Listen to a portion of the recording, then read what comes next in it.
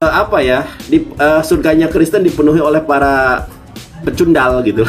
Yesus ini akan membaptis Kristen dengan api neraka. Di dalam Bible, setiap perempuan yang tidak perawan Agatha itu harus dibakar loh. Perlihatkan tanda-tanda keperawanan gadis itu kepada para tua-tua tokoh di pintu gerbang. Bayang ini, seorang gadis harus membukakan Mrs. P-nya, dibelekeken ya. Dibelekeken itu gimana ya bahasa Indonesianya? Di Lukas 6 nomor 40, jaminan keselamatan itu hanya dengan Islam loh. Kan Yesus poligami. Sebutkan apa di situ? Perkawinan Yesus sudah kawin.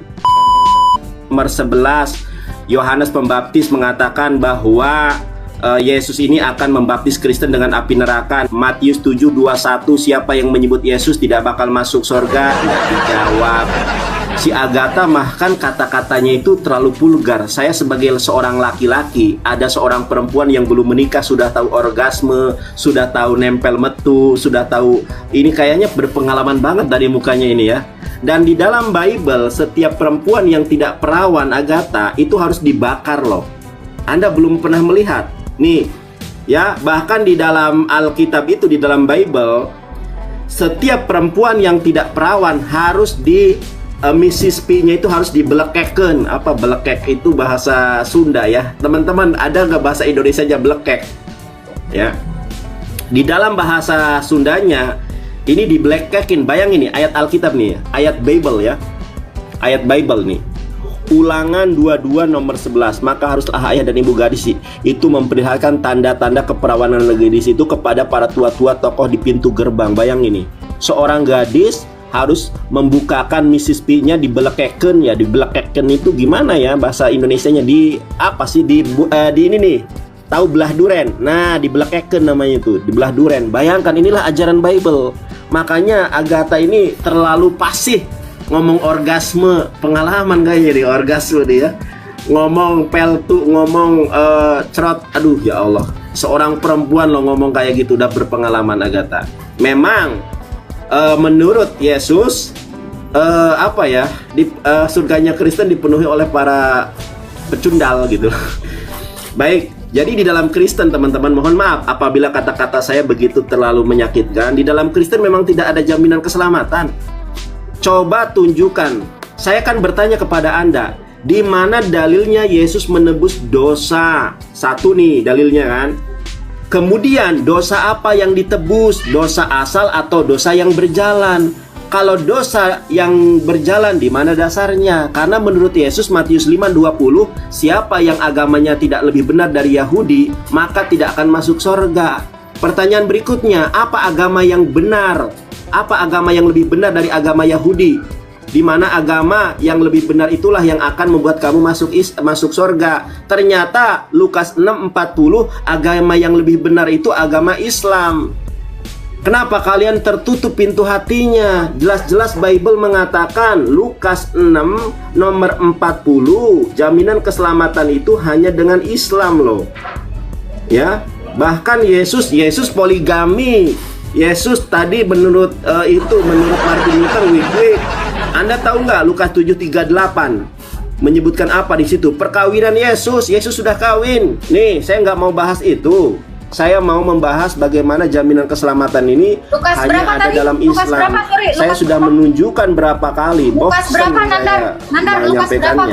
Lukas berapa tadi? Ini loh kata Yesus, Talmid enenu gadol min hamore. Seorang murid tidak akan pernah lebih besar dari gurunya. Abal akan tetapi kolmi siapapun sehuslam yang masuk Islam limu doyih kemorehu. Tetapi yang masuk Islam akan sama dengan Yesus.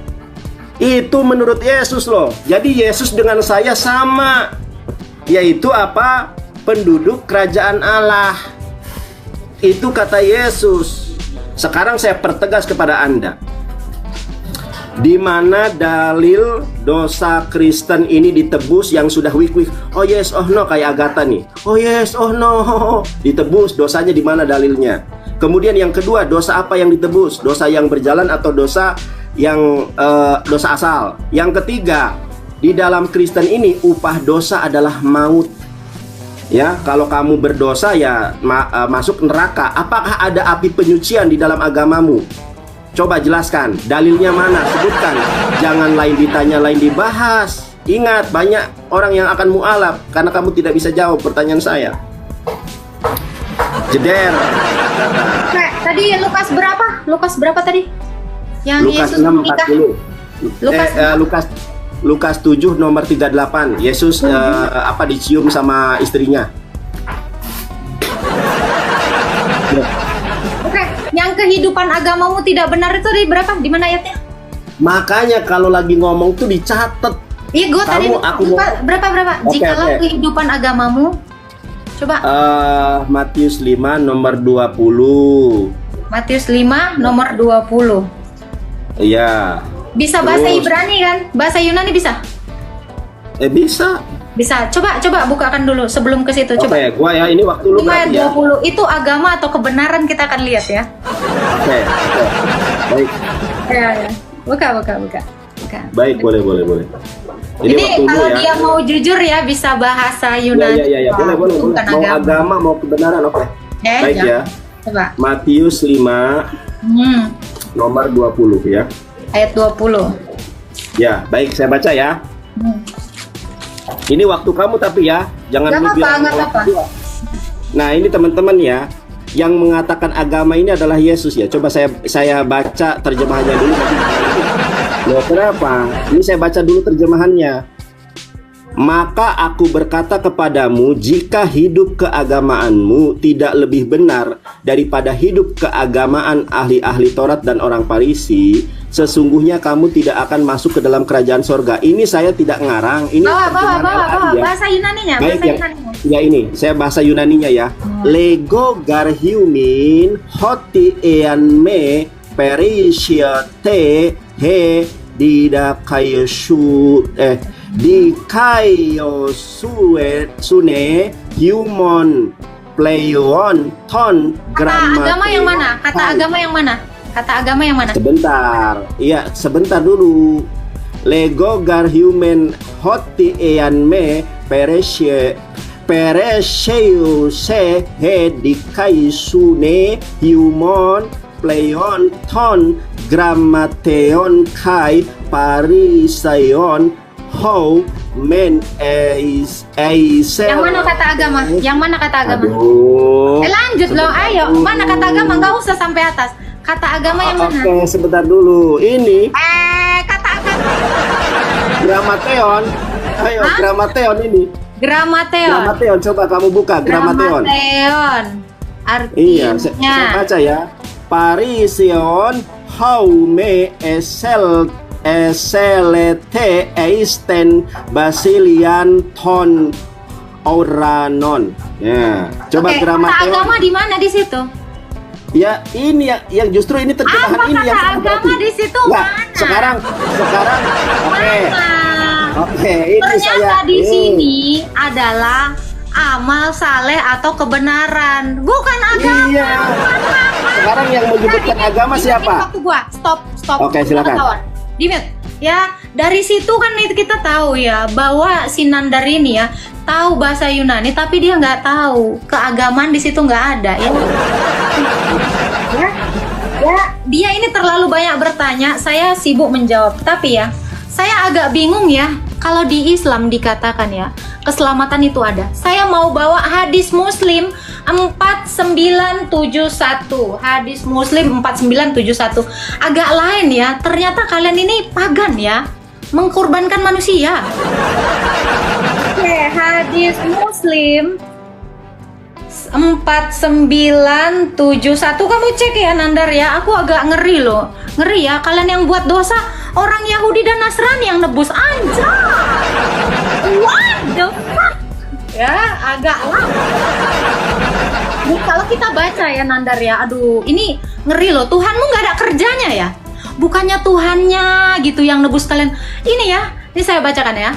Telah menceritakan kepada kami, telah menceritakan ya.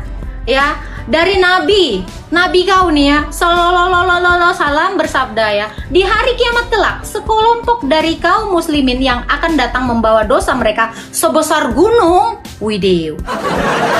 Lalu Allah mengampuni dosa-dosanya. Allah mengampuni dosanya, tapi apa yang terjadi? Ya, kita lihat ya. Allah mengampuni dosanya, lalu membebankannya kepada orang Yahudi dan Nasrani. Ya. Lalu dikatakan, Raul berkata, aku tidak tahu dari siapa keraguan ini. Abu Burha berkata, maka hal ini kuceritakan kepadamu, ya, bahwa nanti kalian itu butuh Yahudi dan Nasrani. Hei, Allah kau kerjanya apa? Nah, jadi ya, saran untuk orang-orang Islam baik-baik sama orang Yahudi, baik-baik sama orang Nasrani. Karena apa? Allahmu nggak sanggup menanggung dosa kalian. Hanya butuh Yahudi dan Nasrani. Jadi kalian nggak usah sholat. Cukup cari Yahudi dan Nasrani. Waktu habis. Baru selesai lu ganti. Sudah waktu habis. Oke, teman-teman, saya jawab ya. Waktu dia habis. Oke, terima Agatha. Inilah ya pengikut nabi palsu, si pendusta Paulus dari Tarsus.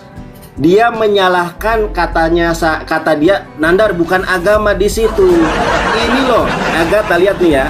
Ini kalau di HP Anda tidak percaya mungkin ya. Ini nih. Alkitab, Lembaga Alkitab Indonesia Jakarta 2008. LAI yang salah satu tim penerjemahannya adalah Perkalis Edwin, doktor ya, profesor, Ibu Rita Wahyu. Coba kita buka nih Matius 5 nomor 20. Coba baca ya.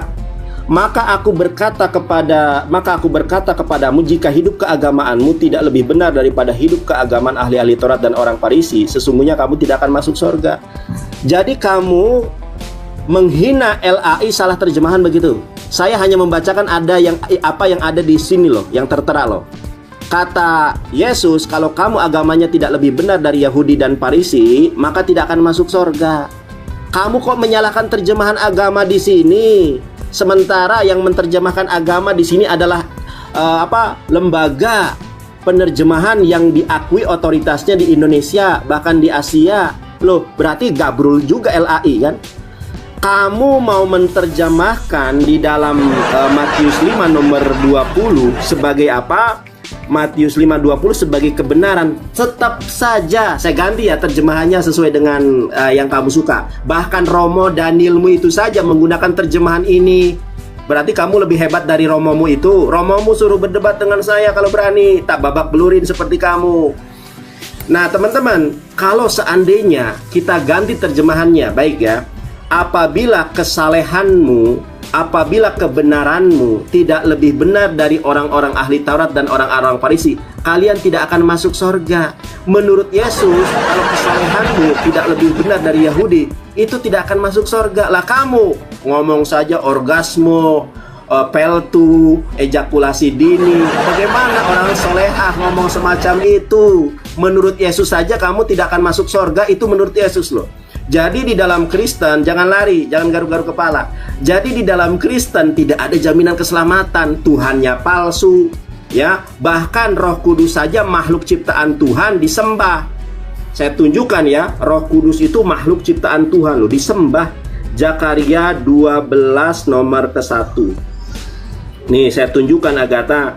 Kalian ini nggak bakal menemukan keselamatan. Orang roh kok disembah. Nih kita lihat.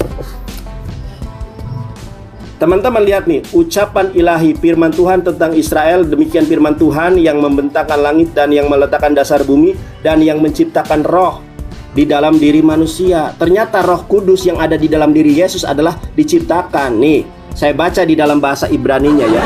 Masa debar Adonai atau masa debar Yahweh al Yisrael neum Adonai atau neum Yahweh note shamayim peyosed aret peyoser ruah Adam bekirbo. Ternyata Roh Kudus itu adalah ciptaan. Kenapa disembah oleh orang penyembah manusia? Coba kamu berdoa tadi dalam nama Bapa, Anak, dan Roh Kudus. Ini yang ngajarin siapa? Yesus berdoanya begini, ya Allah Tuhan kami, Sema Yisrael. Lah kamu Bapa, Anak, Roh Kudus. Ini pagan, ini salib. Nah, kamu babak belur juga ya. Kemudian memang benar menurut Al-Quran itu Yahudi dan Kristen ini akan menjadi bahan api neraka, di mana dasarnya di dalam Quran surat Al-Baqarah ayat ke-24. fa ilam taf'alu wa lang taf'alu fattaqun narolati wa quduhan naswal hijarah u'idat lil kafirin. Ya, pasti kalian tidak akan dapat membuatnya. Kalau tidak akan dapat membuatnya, ya jagalah dirimu dari api neraka yang bahan bakarnya adalah manusia dan batu. Salah satu di antaranya memang Kristen dan Yahudi. Sudah tahu Kristen dan Yahudi menurut Islam masuk neraka, lah kamu tetap di dalam kekristenan. Ya, Agatha, banyak orang yang minta saya debat sama Agatha, ternyata nggak ada ilmu, menyalahkan kata agama. Ternyata kata agama itu dari LAI. Nah kamu, Romo Danilmu tanya, Romo, ini LAI boleh dipakai atau enggak? Romo Danilmu saja itu pakai LAI, debat dengan saya dia kalau berani. Saya babak belurun juga tuh Romomu itu. Saya kira singa, ternyata meong kamu. Oke, ya. Oke, sudah. Tadi kembali ya yang kau bilang itu ya. Coba tadi kamu kan bawa Rita Wahyu. Coba buka Rita Wahyu. Apa katanya tadi gramateon katamu keagamaan? Kalau kita lihat ya, ternyata keagamaan di situ bukan gramateon ya. Nandar goblok. Nah, ya coba kamu buka. Coba kamu buka. Dia ya, coba buka Rita Wahyu. Rita Wahyu. Ayo, enggak. Gua satu tapi kena ya. Gua satu tapi kena. Coba buka tadi keagamaan tadi. Apa kata keagamaan? Coba Rita Wahyu gimana? Di situ dia menjelaskan apa? Kata apa keagamaan di situ? Ya enggak, lu sampaikan aja. Ya, nih ya. Nanti Nandar, udah di mute ya. Nandar lagi-lagi goblok. Tadi dia bawa Rita Wahyu, nggak apa-apa kita bawa ya. Ternyata Rita Wahyu mengatakan, jikalau kehidupan agamamu di sana dikatakan dikaiosune. Dia tadi gramateon. Asal tebak Nandar tukang jaga SPBU. Aduh, lu jaga SPBU gih. Botol ya. Gue tadi bawa Rita Wahyu ya. Nih ternyata gue lihat di Rita Wahyu Matius 5 ayat 20. Dikai osune itu adalah kebenaran. Bukan agama ya. Tadi ya, lalu kamu mengatakan ya, saya mau bawa ya hadis ya, hadis Bukhari 4471. Anda tadi mengatakan orang Kristen itu bahan bakar neraka. Kaki Allah mau di neraka. Tunggu, gue baca ya saya jangan ya, maaf ya. Ternyata sebelum orang Kristen jadi bahan bakar, ternyata kaki Allah sudah jadi bahan bakar neraka. Baca ya, Bukhari, ini hadisnya Sohi ya, bukan doib kayak Juma ya, hadis-hadis palsu hilap 2 kali. Bukhari 4471 dikatakan seperti ini ya. Ini dijawab ya, kaki Allah ini sekarang masih di neraka atau enggak? Ini tugas kalian ya. Oke. Telah menceritakan kepada kami Muhammad bin Musa al-Fred ya. Abu Sufyan mendapatkan hadis ini kebanyakan bersifat mauquf, dikatakan kepada neraka jahanam. Apakah sudah penuh? Nih neraka jahanam ngomong ya. Lalu dia bertanya kan, apakah ada tambahan lagi? Maka Allah tabaraka wa ta'ala meletakkan kakinya duer di neraka. Lalu Allah meletakkan kakinya di atas neraka dan berkata, cukup, enough. Kalau dikatakan kita bahan bakar neraka, ternyata kaki Allah itu adalah bahan bakar utama di neraka. Pertanyaan saya Nanda, jawab ya. Mohon jawab, JAWAB ya. Kaki Allah sekarang masih di neraka atau di sorga? Kalau kalian mengatakan ya dengan membawa Maryam 71 dan 72 nanti semua orang masuk neraka, berarti karena Allah ya, ini memang ya bener ya, innalillahi wa innalillahi rojiun. Semua yang dari Allah kembali kepada Allah. Karena Allahnya di neraka, maka kalian ke neraka semua. Oke, ya itu yang pertama. Lalu ya, saya tanyakan kepada Anda ya. Maryam 71, Maryam 72 ya dikatakan tidak seorang pun yang tidak mendatangi neraka. Hal itu adalah suatu ketentuan. Lalu kan ayat 72-nya, kalau Allah berkehendak, kamu akan diselamatkan kan? Orang-orang yang bertakwa akan diselamatkan. Orang-orang yang tidak bertakwa dibiarkannya di neraka. Ya wajar. Allah itu pasti standby di neraka sejak adanya kematian dari zaman Adam. Kenapa? Kenapa gua bilang gitu? Karena Allah akan menyelamatkan orang-orang yang semuanya ke neraka. Makanya Allah itu kurang lebih kayak satpam ya, satpam neraka ya. Dia wanti-wanti selalu 24 jam, 24 hours a day, 7 day a week. Allah itu ada di neraka. Kenapa? Menyelamatkan setiap orang yang mati. Kenapa? Kakinya di neraka, say. Kaki Allah itu ternyata di neraka. Jadi jangan khawatir ya, kaki Allah pasti lebih panas daripada kaki kita semua. Benar ya, sangat disayangkan sekali ya, bahwa kenikmatan tertinggi dari seorang Islam adalah memandang wajah Allah ya, sesuai dengan hadis yang terkait ya, memandang wajah Allah berikut kaki Allah yang ada di neraka. Mohon untuk dijawab pertanyaan saya hanya ada satu saja untuk Nandar. Kira-kira setiap hari kan ada orang yang mati nih. Berarti Allah nggak pernah keluar dong dari neraka. Kapan? Kira-kira kapan kaki Allah mau dikeluarkan dari neraka? Itu aja pertanyaan gue. Kapan? Kapan kaki Allah dikeluarkan dari neraka? Karena apa? Dia standby di sana. Orang tiap hari meninggal. Menyelamatkannya ya Allah memang harus standby di neraka. Sama seperti perawat ya yang jaga 24 jam gitu ya di ibu. Aduh, gua kalah koin ya. Belum. Silakan dijawab Nandar. Kaki Allah udah keluar belum dari neraka? Itu aja. Oke, terima kasih teman-teman ya. Saya kira Bu Agatha ini, ayo terima. Terima kasih. Dari mukanya memang muka ini si Agatha ini suka wik-wik kayaknya nih ya. Makanya kerasukan Roh Kudus dia. Teman-teman, si Agatha ini gak bisa Yunani ngajarin saya. Ya, menyalahkan terjemahan, lain ditanya, lain dijawab, baca aja salah. Nih saya ajarin baca ya. Lego garhiumin hoti ean me perisio sehe dikaios. Bacaan ini aja gak bisa dia. Human, pleion, ton, gramateon. Gramateon ini adalah para penulis ini ya, ahli-ahli Taurat. Dikaion ini yang diterjemahkan oleh LAI ke dalam keagamaan. Dia apa namanya itu? Dia menolak LAI, padahal Romo Daniel saja menerjemahkan sebagai agama. Di dalam Kristen gak ada jaminan keselamatan.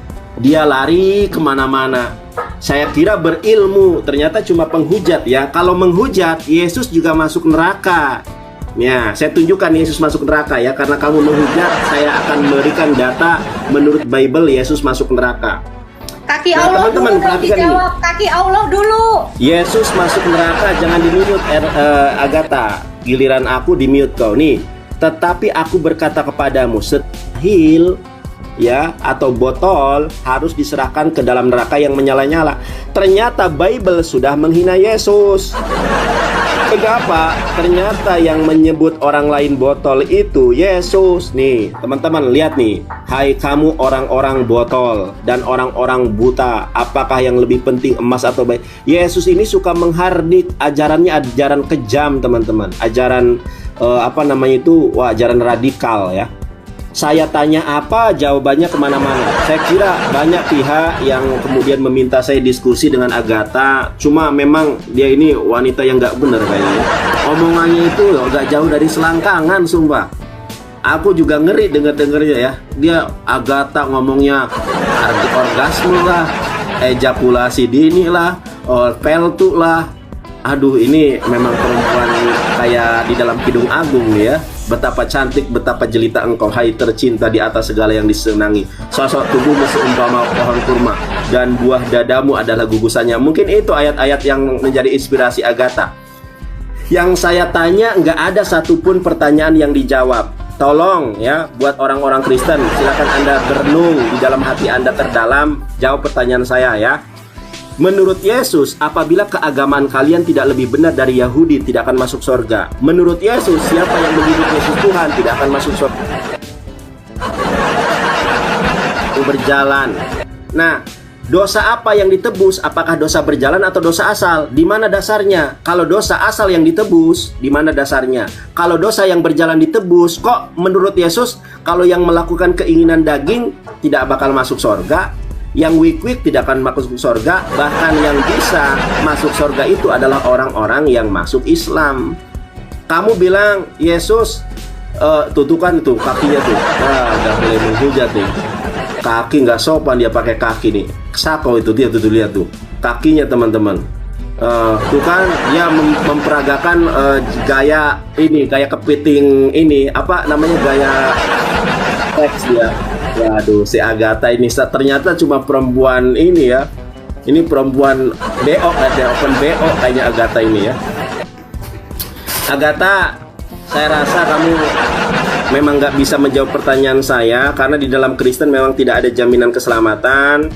Saya karena tadi sudah mengatakan ya, di sini sudah waktu asar.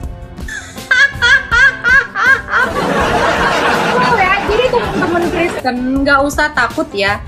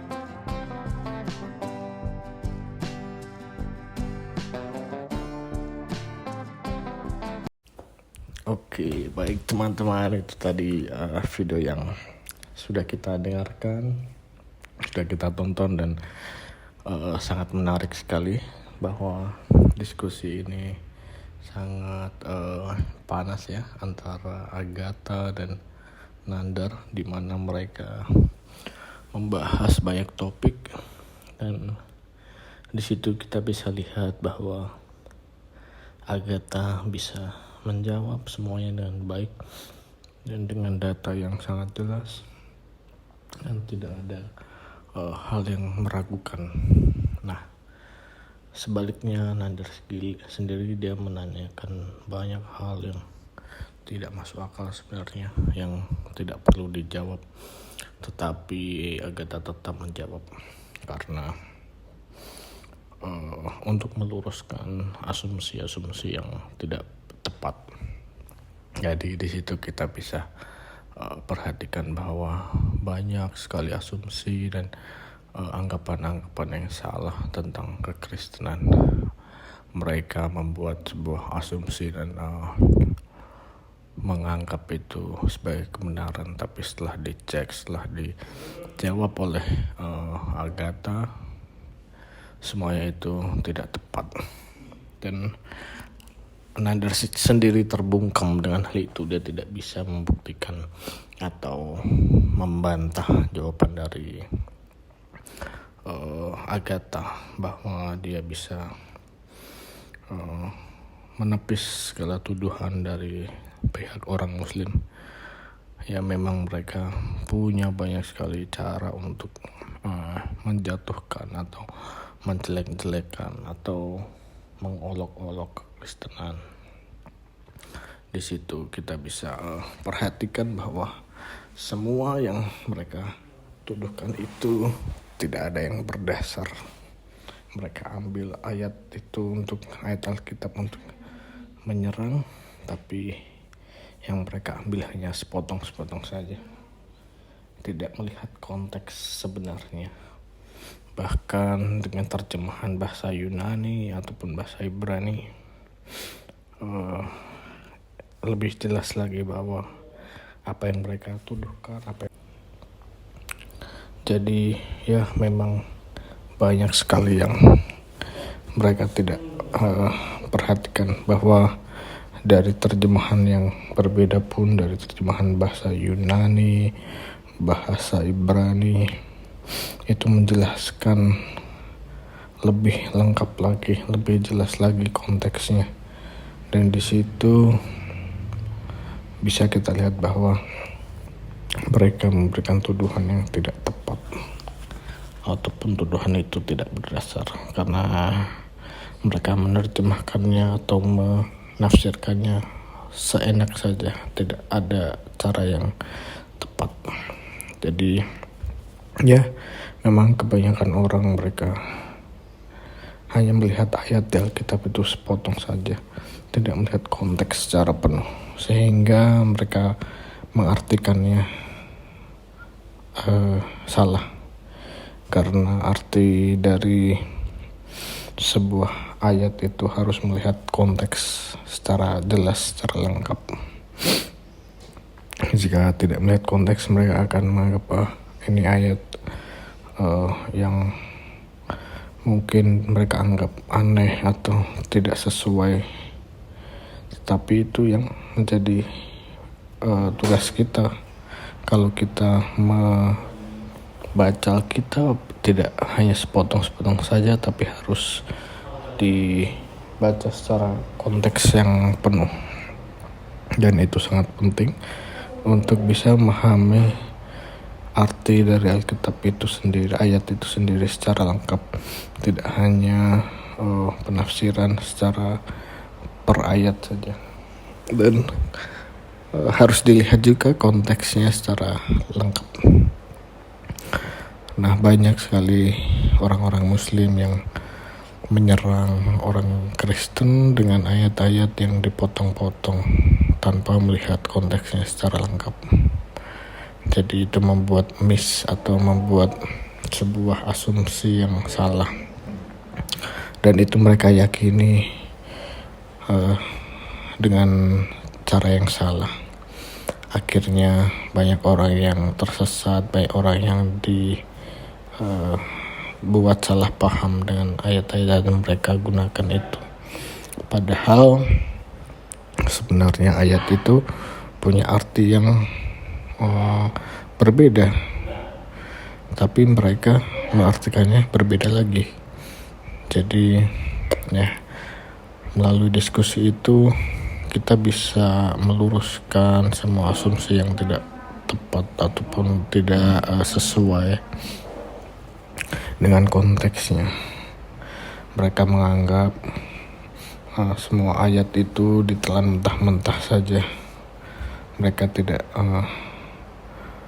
melihat secara utuh. Bahkan ketika Nandar diminta untuk membaca ayat itu secara lengkap sampai selesai, dia menolak karena dia sendiri sebenarnya tahu arti atau tafsiran dari ayat-ayat di Alkitab itu, tapi dia menolak melakukannya karena memang itu bukan yang dia mau, karena dia hanya mau menyerang orang Kristen dengan cara itu.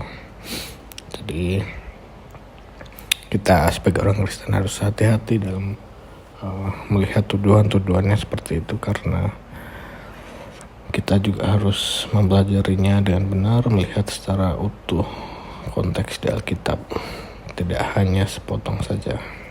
Karena apa yang dituliskan di Alkitab itu semuanya berkaitan dengan konteks pada saat itu, budaya pada saat itu, dan di mana hal itu terjadi. Jadi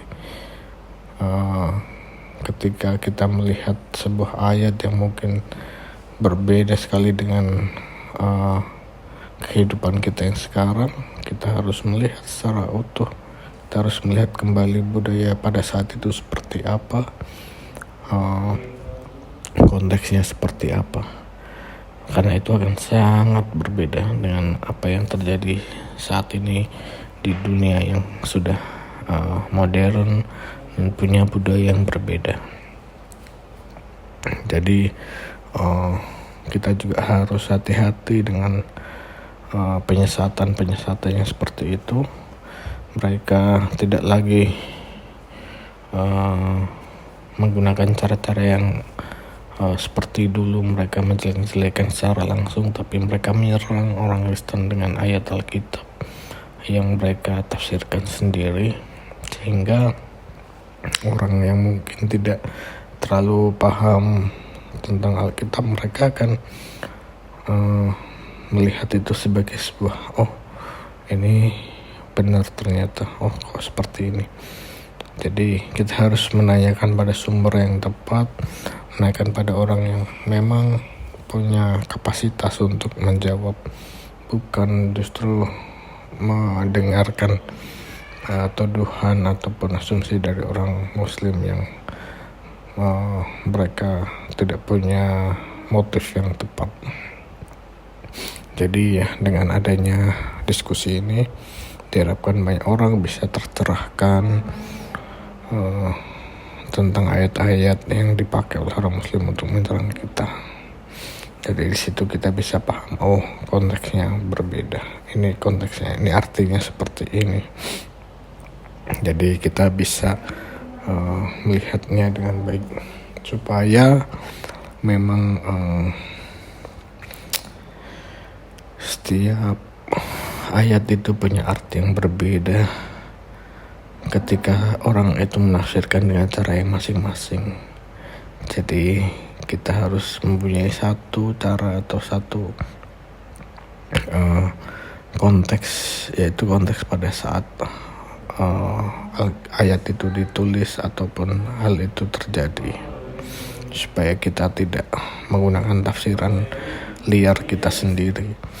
Jadi ya, itulah tugas yang sangat penting untuk kita lakukan, karena dari hal ini kita bisa menolong banyak orang dengan pemahaman yang salah. Kita bisa bantu supaya mereka punya pemahaman yang tepat tidak terkecoh dengan ajaran-ajaran yang salah ataupun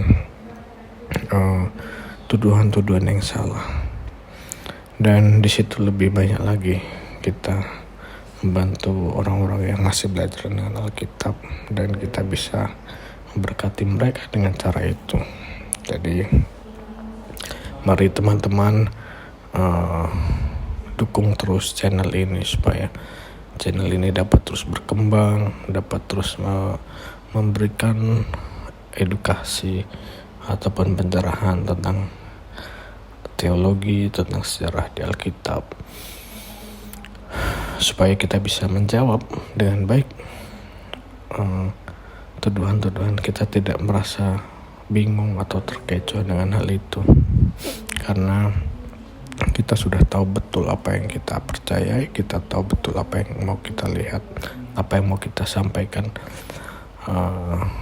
Itu kita tahu pasti. Jadi ketika ada orang menuduh atau menjelekkan kita, kita bisa langsung luruskan, apa yang kamu sampaikan itu tidak seperti itu artinya. Jadi kita punya bekal, kita punya peralatan yang kita bisa pakai untuk menjelaskan ke orang-orang yang tidak mengerti. Meskipun mungkin di luar sana banyak orang yang sebenarnya sudah mengerti, tapi mereka tidak membuka hatinya, mereka tidak mau menerima hal itu.